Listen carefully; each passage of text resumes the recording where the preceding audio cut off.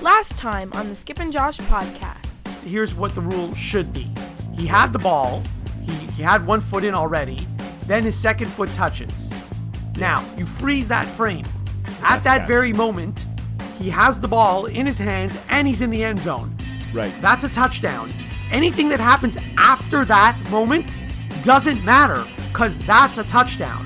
I don't care if he bobbles it or he drops it because he has a touchdown. The Skip and Josh podcast is on now.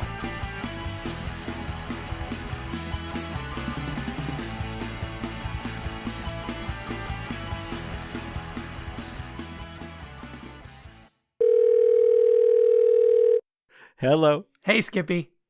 What's going on? How's it going? Good, how are you? I feel like it's been so long since we've spoken, you know? We haven't talked since after the Super Bowl.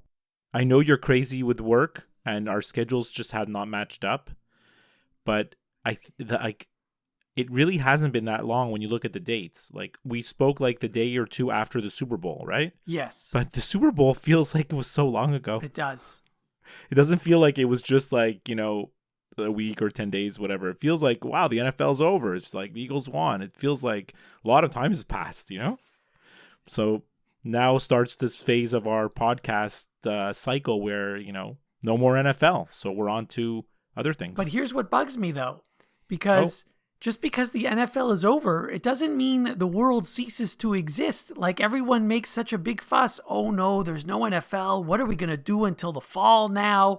It's like, who cares? First of all, they only play one game a week anyway. So how did you survive the other 6 days of the week? But that's precisely why I think because the nature of the schedule, the once a week, you know, the Sunday afternoon, Sunday night, Monday, forget about Thursday. We know how we feel about Thursday. But like the weekly, it's like a ritual. Like, who is more of a creature of habit than you? Okay, but you have to understand, even though I know what I'm talking about and I want our football pool against the spread, I want to remind all the listeners, I don't watch any football.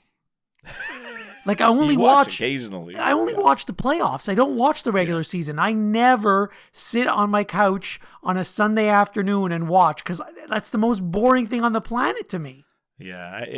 Well, I mean, it's interesting because, you know, there was so much talk after the Super Bowl saying, oh, we're so lucky we had such a great playoffs after such a lackluster season. And it's really true, right? It was such a weird season. We talked about it many times, how there was so many useless games from week to week and just like, but I guess the drama of the playoffs brings out the best, you know. We were lucky that we got treated to some close games, some great games, some wild finishes, you know, that Vikings finish, you know, and then the Super Bowl itself, which was just like a shootout, you know, an old-fashioned shootout. So those useless games that you speak of, like the Cleveland Indianapolis games, those are the best. They happen every year. You know, it's like, I know, every year the same matchups happen. There's year always after teams year. every year.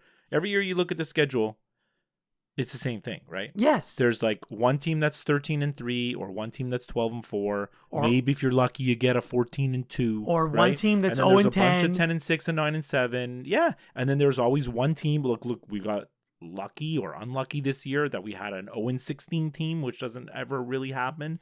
But, you know, there's always one team that has 1 or 2 wins and 3. Like, it balances out. I mean, that's just the way it is, right?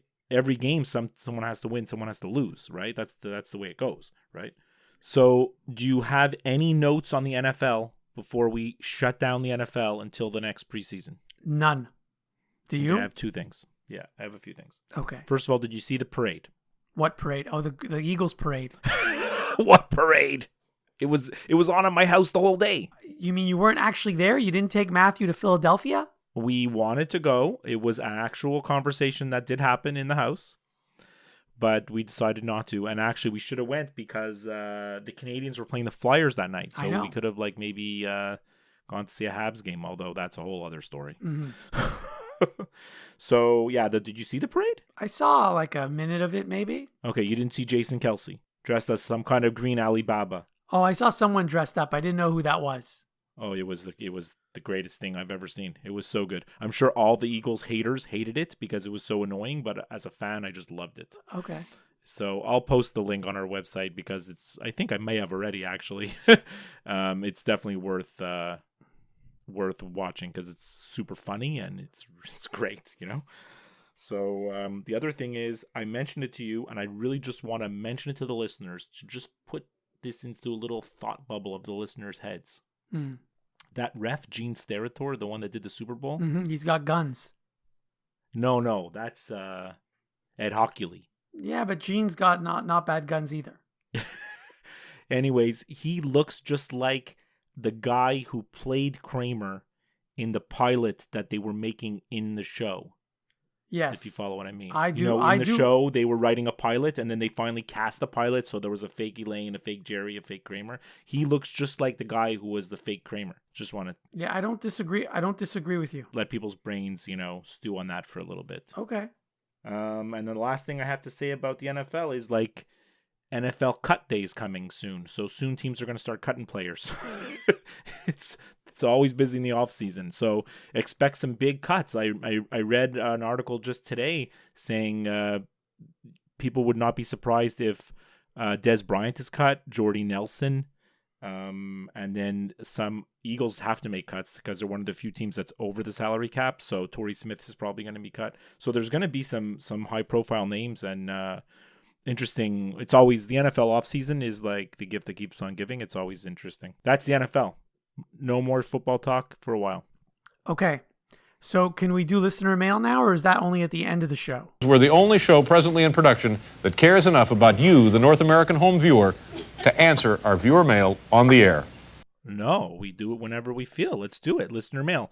I know you texted me saying that you got some listener mail, you personally. Yes, I did, from one of our avid listeners, Dave.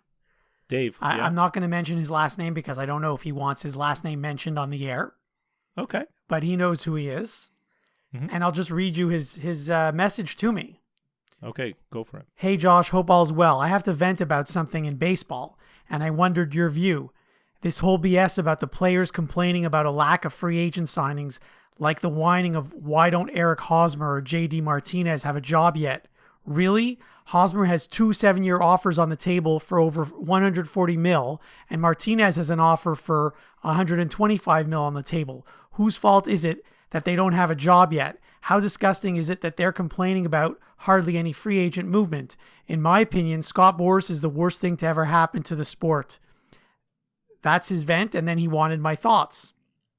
So go for it. I mean, I completely agree with what he's saying. Yes. And actually, before you start, I just want to say that last weekend I had dinner with Derek, also a friend of the show, avid listener. Mm-hmm. And he said, hey, you and Josh should really talk about the major league free agency stuff and everything that's going on. So it's like we have 2 listeners that want to talk about it. Yes. So I guess we better talk about it, right? So we are. So I responded to Dave. This is a few weeks ago already. He sent this, I think it was February 1st or something like that. And I basically agreed with everything he was saying. I wasn't even aware that those players had offers on the table that they were not agreeing to or accepting for whatever reason. But that makes his case even better. And he's absolutely right that Scott Boras, who represents all these high-profile players, has way too much control, because if he's got, like, let's say 2 players on one team or more, he can threaten to say, oh, if you don't sign this guy for this number of years for this amount of money, then when my other player becomes a free agent next year, I'm going to take him somewhere else. And no person or agent or anyone should have that much control. So I agree with Dave 100%. And I don't think this is a case of collusion, because clearly teams are making offers to these players. Well, it can't be collusion. If there was a letter written by, I think, one of the agents, not Boras, I'm not sure, threatening collusion, like threatening a collusion lawsuit, right? Kind of throwing it out there. And it's complete nonsense, because players were signed, right? Yeah. There were players that were signed. Not many, right? But yeah. No, but some. Mm-hmm. And as long as players are being signed, there's no collusion. Right. Right?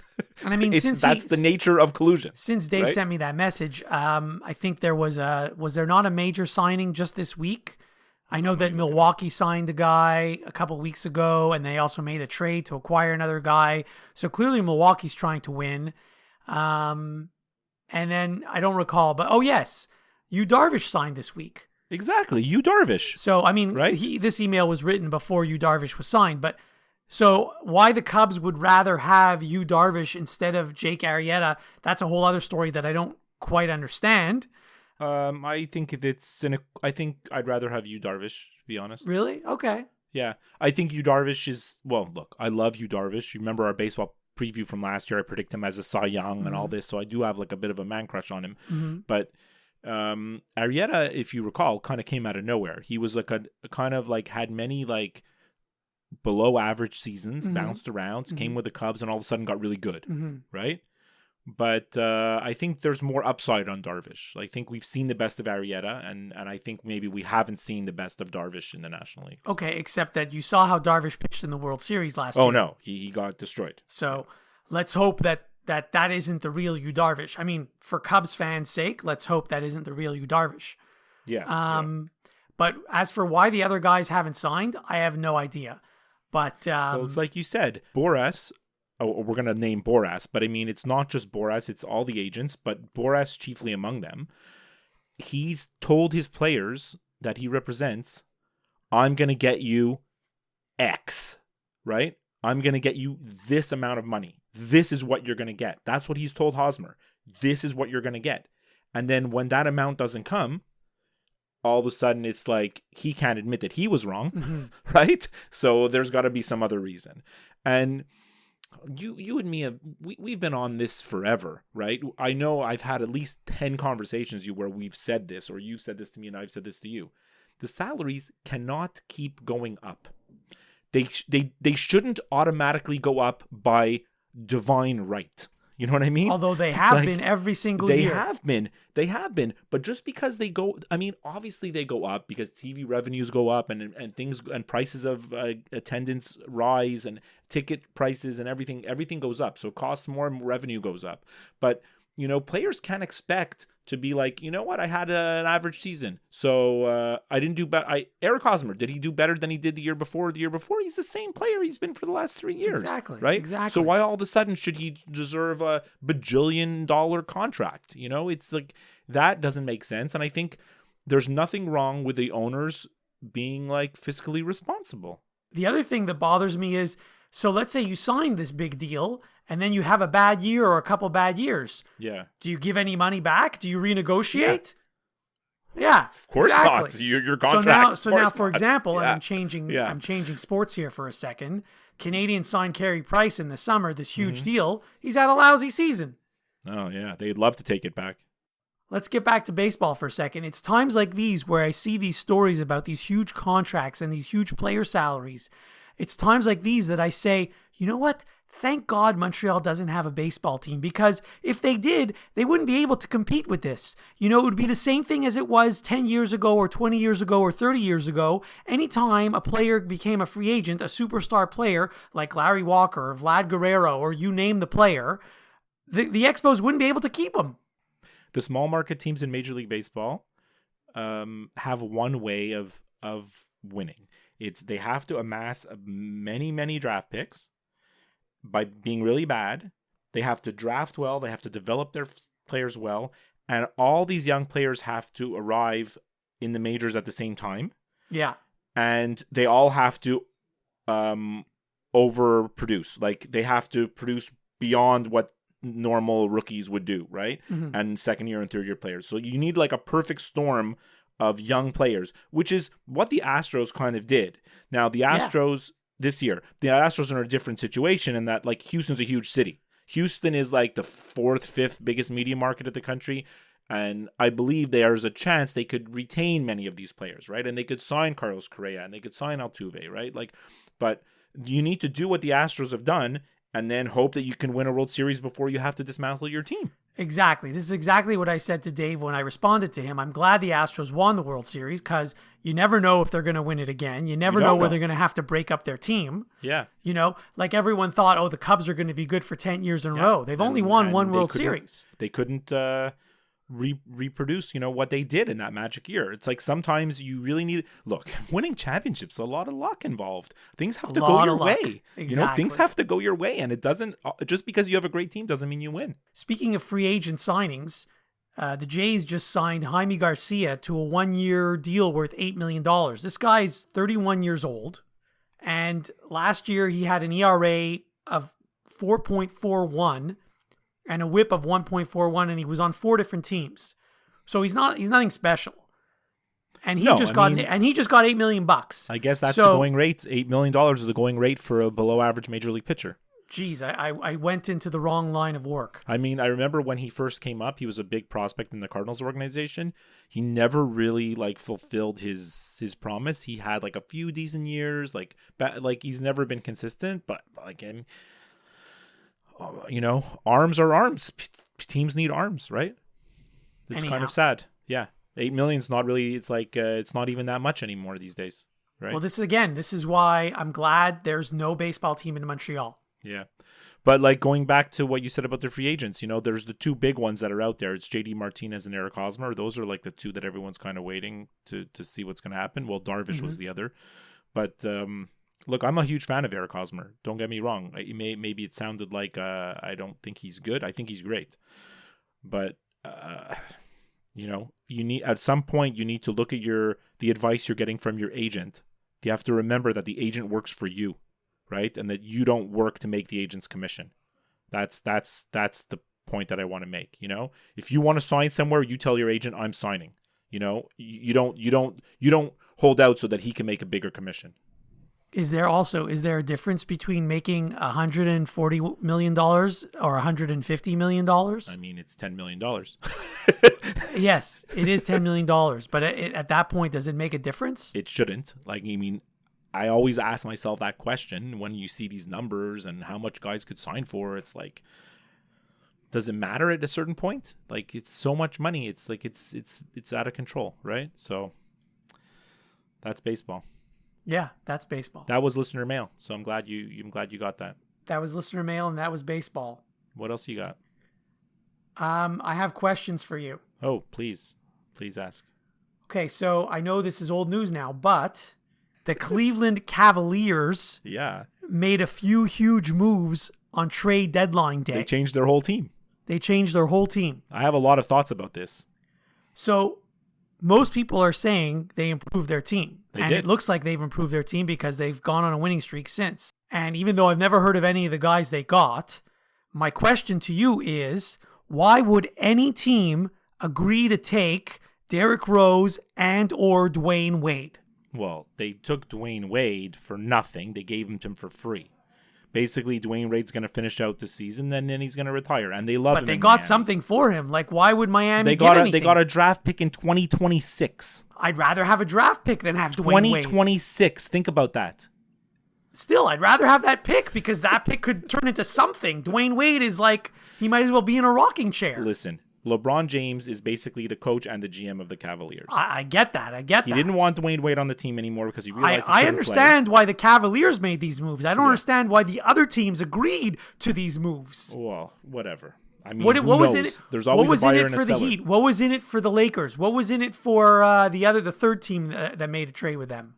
Well, I'll tell you why. Because sometimes you want to acquire players, and I'm telling you why they're about Derrick Rose also. It's attractive to acquire players who are on expiring contracts because you're trading salaries for salaries. You're not going under the cap, but then next year you're creating cap space because that guy's gone. So that's what teams like to do. But if I can tell you, get back to the Cavaliers, you say they're better, and most of the analysts do say they're better, and I agree that they're better because they got younger and they got more athletic. But what they've done is they made a bunch of terrible moves, and now they're trying to fix it, right? Because they were able all to the fix guys them. that they gave away are guys that they just got, like Isaiah Thomas and Jay Crowder, right? They acquired these guys. It was a terrible trade, and now they realized we suck, and we better do something about it. And you say, yeah, they're on a winning streak, but any team with LeBron James should be on a winning streak. You know what I mean? But they lost a bunch of games with LeBron just before. I've never seen anything like this before. And it's something that I really wanted to get off my chest because, there's this debate, LeBron James versus Michael Jordan, who's better and whatever. And I agree. You can pick either side and you're not wrong. LeBron James is the greatest player we've probably ever seen in terms of physical ability, right? But what sets Michael Jordan apart is his will to win. And one thing that you never saw with Michael Jordan is him pouting on the court. Him pouting on the court and giving his coach the side eye and like coming out and saying weird comments and just basically not trying, you know? Like LeBron James just played like a month where he didn't even try to win, you know? Because he was like, he's poor little LeBron, you know? The team's no good. I don't like the guys I'm playing with. And that's basically what he did, you know? And Michael Jordan would have never have done that. That's something that winners don't do. And that's I lost a lot of respect for LeBron James during this whole business here. It's not just LeBron; it's millennials. Whatever. It's all the young players these days. Yeah. You know, they all think that they're entitled to everything. Like the minute they before they've even played their first pro game. Yeah. Yeah. So yeah. So, but yes, you're right. But it's not just LeBron. Yeah.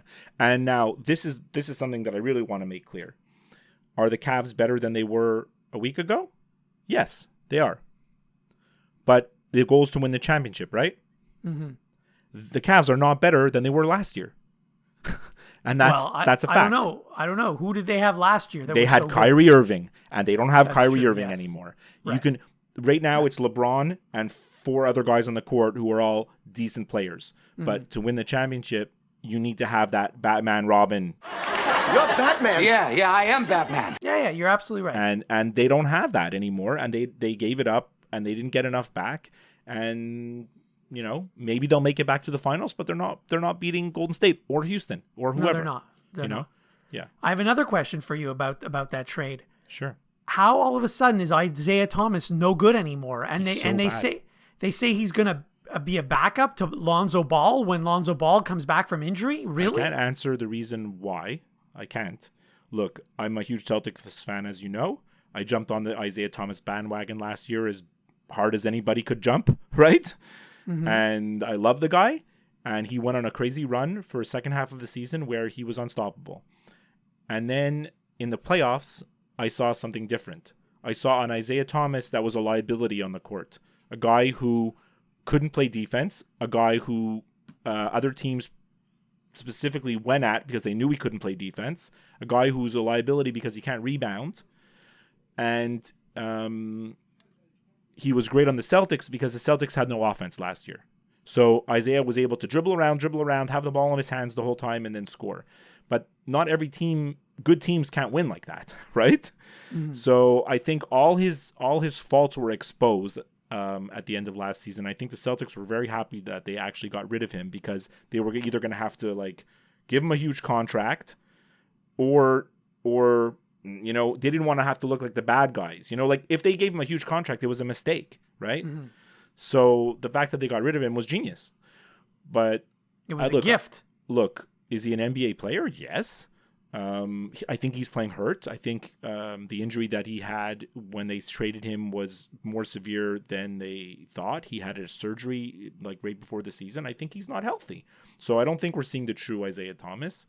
But yeah, he's going to go to the Lakers and he's going to be a backup. And next season, when he's not going to be on the Lakers next season. No, I mean, but like, he's not going to be on the Lakers next season. But he was a guy that was counting his money already. He was going to make a max contract, right? Couldn't count the days sooner to hit free agency to get that max contract. And now he'll be lucky to get a contract when he's a free agent. So now you look back on that Kyrie Irving trade. It was a steal. Well, it was a steal for the Celtics, but the Cavs got hosed. They got hosed, and now they were lucky that they were able to flip some of those guys and get, you know, Jordan Clarkson, Larry Nance, Rodney Hood, like actual George Hill, actual players, you know, that could actually do something. I don't know. But we'll see because, you know, they're in the honeymoon phase right now. You know, LeBron loves his teammates. Everybody's throwing rainbows and kissing and hugging, and everyone's having a great time. Oh, it's going to be all beautiful in Cleveland, you know. And as soon as they start losing a couple of games, and then fingers are going to point, we'll see what LeBron's like. Already, I can't stand watching the Cavaliers. I can't stand it. I feel really bad for their coach because he's in the worst position at all. Did you see this week there was a timeout? LeBron was calling timeout from the bench, and Tyronn Lue, the coach, is looking around like. Imagine you're in that position, you know? Mm-hmm. And he already got the coach fired. He already got David Blatt fired, LeBron James, and then put this guy in this position. And now he basically wants to run the team. He should just tell the GM, I want to be the player coach. And then that's what they should do. Well, he is the coach and he is the GM. Yeah, he is. De facto, you know? Yeah. Wow, we don't often talk a lot of NBA. Well, this is why I wanted to get your son on the show for his take. Oh. You wanted me to get him? No, it's okay. He probably is too busy doing more important things than this. But wow, Cleveland really got screwed with that Kyrie Irving trade. They got screwed. It's unreal. Yeah. And you know, Kyrie asked for the trade. He's like, I want to get. They should have told him no. And then he would have said, I really want to get traded. And they should have told him, play out your contract. Or, you know, like they needed to play hardball with him. And instead of playing hardball with him, they just got rid of him. And they took the first trade that came. It reminds me so much of when the Canadians traded Yaroslav Halak. You know? Here's a player that's like just had an amazing playoff run. Or when they traded Patrick Waugh. Well, that's the better example, actually. You know, an awesome superstar, Patrick Waugh, and the guy says, "I want to get traded." So what do?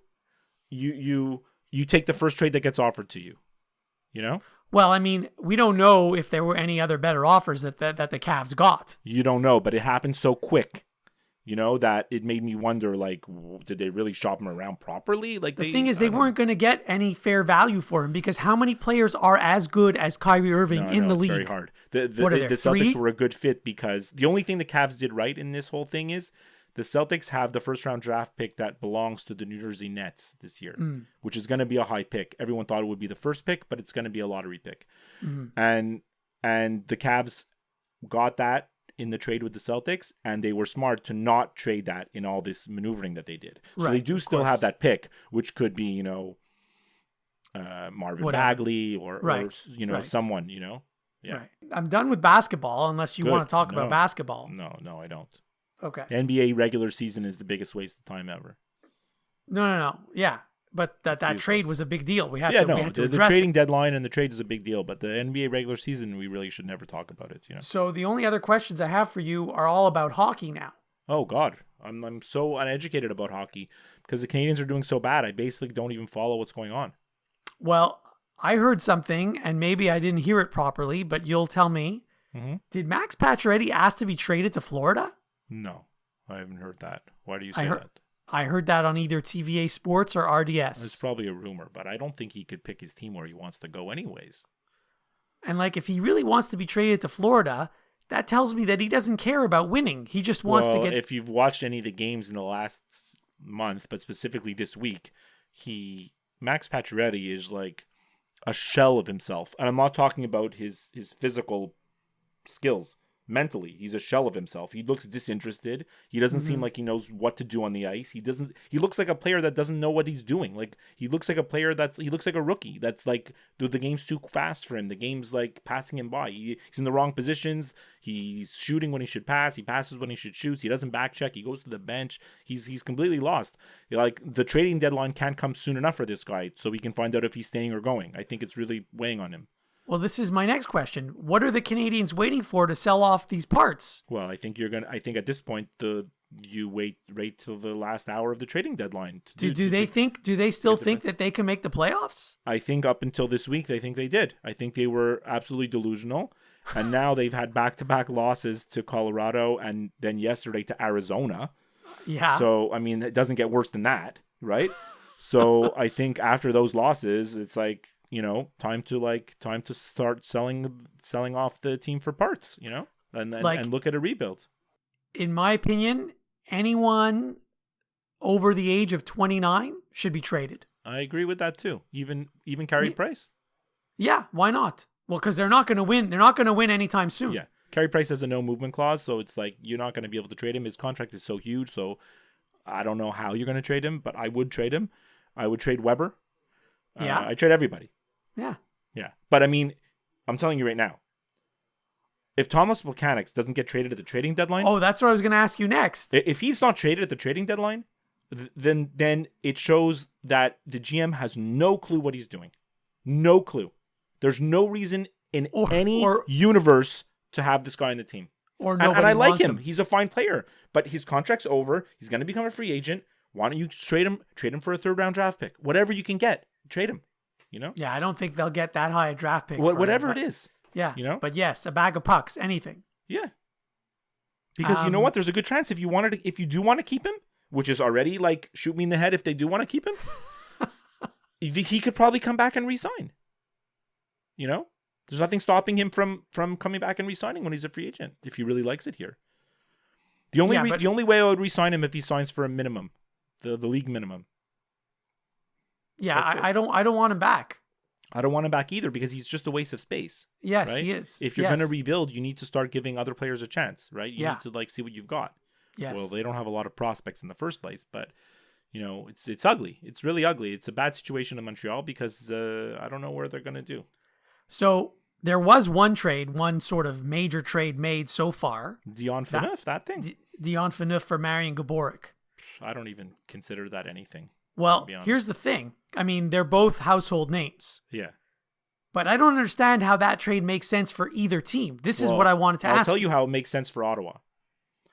Ottawa only Aren't they trying to get younger? No, Ottawa only has one motivation for every move that they make. Which is? To save money. Okay. So they're getting rid of Phaneuf's contract, and Gaborik's going to retire at the end of the year. That's all there is. But they're still paying like a 25%. They're paying it, but in the long run, they're saving. You know, that's Ottawa. I feel bad for Ottawa Senators fans, you know, because you've assembled a decent team with some good young players, and you have an ownership group that's just unwilling to put you over the top. You know. Well, they should also be sellers. You see, the Canadian teams are all among the worst teams in the league. Edmonton, Vancouver, Montreal, and Ottawa. These are the 4 out of the top worst 7 teams in the league. Well, Winnipeg and Calgary are going to make the playoffs. Winnipeg's doing fine. But, I mean, out of the bottom of the league, you have 4 Canadian teams there. It's pretty sad. Yeah. I mean, I think of preseason, a lot of people... The Leafs are going to make the playoffs, too. Preseason, people predicted Vancouver would be horrible. That's not a surprise. Right. Montreal, most people thought would be in the hunt for the playoffs. No one saw this collapse of this magnitude. Right. Same thing with Ottawa thought they were going to be competitive. You talk to Ottawa people, they certainly thought they were going to have a good year. And Edmonton, everyone thought was going to go to the Cup final. Right. You know? So, and then the Vegas Golden Knights are practically undefeated at home. I hope the Vegas Golden Knights win the Cup. I really do. Do you dig that? We're going to Vegas, Mike. Vegas! You think we get there by midnight? Money, we're going to be up 500 by midnight. Yeah! Vegas! Vegas, baby! Vegas! You know, if Donald Trump could become the president of the United States, I think the Vegas Golden Knights could win the Stanley Cup. I have one better than that. If Wayne Gretzky could be traded, anything could happen. That is in my lifetime. That's the number one crazy thing that's ever happened in my lifetime. That's the blanket statement that like whenever crazy stuff happens, you could always say, "Well, I remember when Wayne Gretzky got traded." Right? And I mean the first time from Edmonton. That's what I'm talking about. Yeah. I'm not talking about the other. No, the other times don't matter. I want to tell you a story about Wayne Gretzky's trade. Okay. Can you remind me who he was traded for? Jimmy Carson, right? Was in the trade. At the time when he was traded, we were CEGEP age. Right? Yeah, I think it was it 88? Yeah, exactly. So just to tell the listeners what that means is in the province of Quebec, high school only goes to grade 11. There's no grade 12 and 13. Grade 12 and 13 are what they call CEGEP, which is like a college. And then you can go to university after that. So you do 2 years of this thing called CEGEP. So it was around that time. And I had friends that were going to Marianopolis, which is one of the CEGEPs here in Montreal, right? Mm-hmm. And so Gretzky got traded, and part of the trade was Jimmy Carson. And then when Jimmy Carson was traded, he was had just been drafted, and he was playing in the Quebec Major Junior League. That's right. So he didn't go to the Oilers right away, right? Mm-hmm. So I had friends that had classes with Jimmy Carson because he was going to Marianopolis College. I think you told me this, actually. I told you this story once. And my friend told me that they were talking to him once, and he's like, you know, I'm just like grinding away in the Quebec Major Junior League, trying to like make it in the NHL. And then the next thing you know, I get traded for Wayne Gretzky. Could you imagine that, though? It's mental. It is mental. It's totally mental. It's just nuts. Yeah. All right. That's enough about Wayne Gretzky. Well, have you ever seen the 30 for 30 on the day Gretzky got traded? It's really awesome. Yeah. It's excellent. It's really good. Yeah. Yeah. What else you got? More stuff? Just one other thing. Please. Yeah. Brad Marchand is the Brad biggest Marchand? goon. He's On the biggest on the goon. Bruins. He's the biggest goon. He gets suspended for 5 games for elbowing someone in the head. Yeah. He comes back, and in his first game, he elbows somebody in the head. This is a guy that has like no self-control or awareness at all. Like, How is You he ever- allowed to play in the league? you ever like Okay, so let's take this out of hockey for a second. You've worked in offices like for your whole adult life, right? You work in offices with lots of other people, and you know the different types of personalities that there are, right? So there's like the normal person, like me and you, although some people might not say we're normal. That's another story.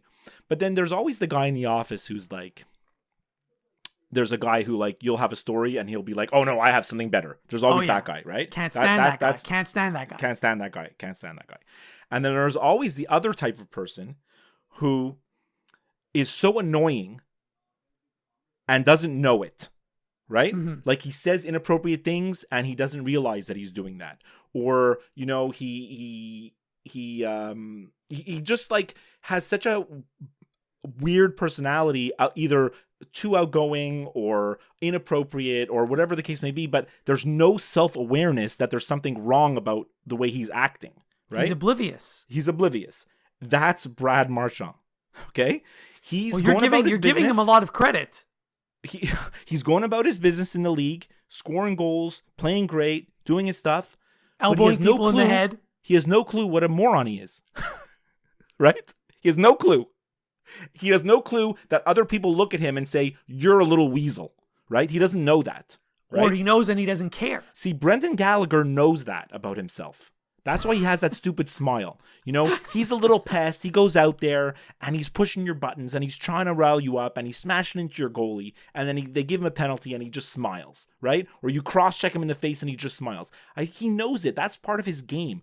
Brad Marchand has some, like, it's the biggest cliche. He's got, like, some loose stuff upstairs in his head. You know? If he has just anything doesn't at get all it. in his head. Yeah. Oh, if there is something up there, you know, like. But like he needs to get suspended again for at least 5 more games. Well, I mean, look, he's a how many time offender now? The Exactly. suspensions need to start going up, right? Right.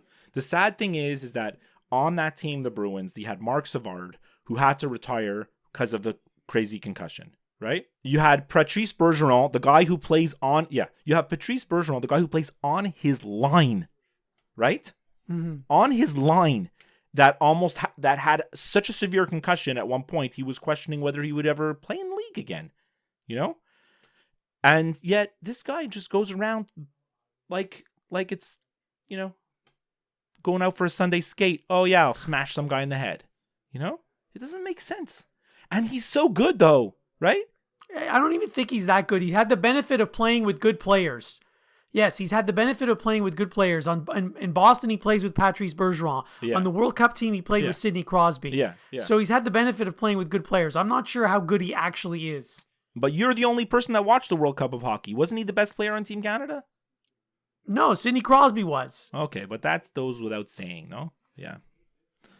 Anyways, yeah, Brad Marchand, we've already devoted too much time to him. Don't you think? Yes.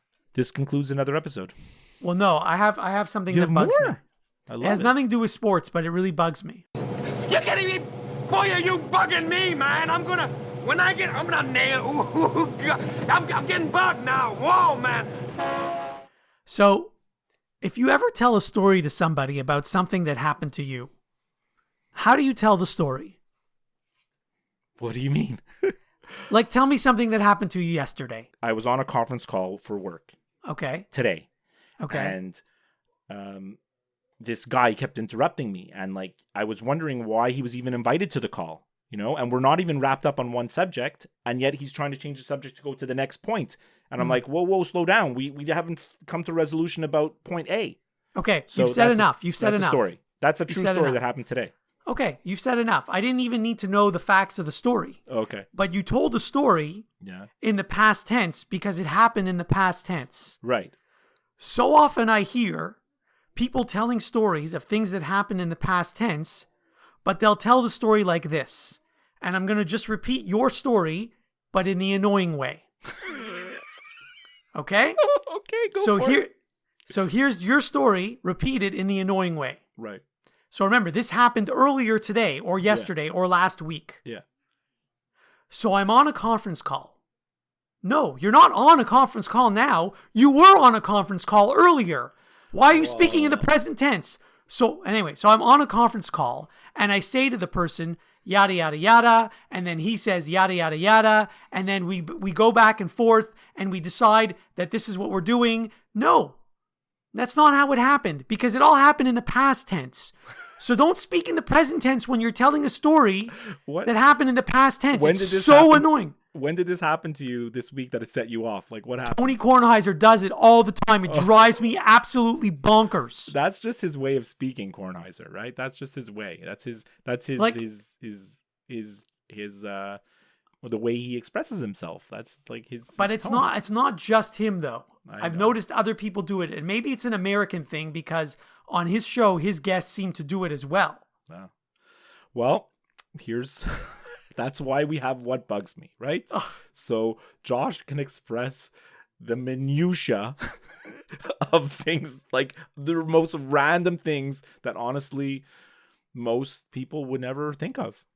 Like if I went to the store yesterday and I bought an apple, let's just Yeah. say, Oh. okay, and the apple cost 95 cents. And I went to the cash register and they charged me 95 cents and I pulled out my credit card and I paid for the apple and I put it in a bag and I left. Yeah. Okay, the annoying way of telling that story would be I'm I'm at the store. I'm at the store. I'm buying an apple. I'm in line at the cash register. It's 95 cents. I'm taking out my credit card. I'm paying for the apple. Okay, I'm now, putting first it in of a all- bag and I'm leaving the store. Okay, first of all, who pays for an apple with a credit card? Second of all, Whatever. Yeah, you know what I'm getting at. All right, I'm glad you got that off your chest. If it's bothering you, that's why I'm here, Josh. That's why I'm Thank you. Thank you.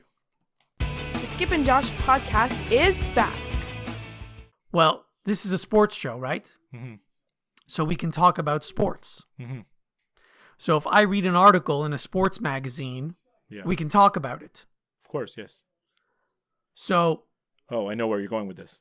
the swimsuit issue came out. Oh, It's in Sports Illustrated, so it's a sport. yes, So we can talk about it. Unfortunately, this is an audio podcast only. yeah. So you have to use your imagination. But now, I mentioned before that I follow this person on Twitter or this person on Instagram and whatever. I don't want people to think that my whole Instagram feed is just filled with hot girls. Okay. Well, it is though. No, it isn't. The only two like really hot girls that I follow are Kate Upton and Jeannie Bouchard. And there's a And sports connection to both of them. There's a sports connection to both of them. Now, it just so happened that they're both in the current issue of the swimsuit edition.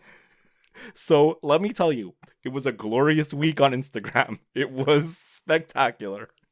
My question is, who actually buys the magazine anymore when you can get all the pictures and the video for free on the internet? Now, I don't understand. Like, I used to understand back in the day when you used to have to go out and buy the magazine, right? Mm-hmm. Look, obviously they're not selling anything. The bathing suit manufacturers aren't like it didn't do anything for them. The whole thing was the brand, right? The Sports Illustrated brand, right? But they were making revenue because people were going out and buying the magazine. But as you know, the print media is dead. No one buys magazines anymore. And specifically that one, because like you said, not only can you go and get all the pictures if you go to si.com, you can get all the pictures for every swimsuit edition going back to the beginning of time. They're all there. Sorted by year, sorted by the name of the model. Like, it's super well organized, right? Yes, it is. It's amazing.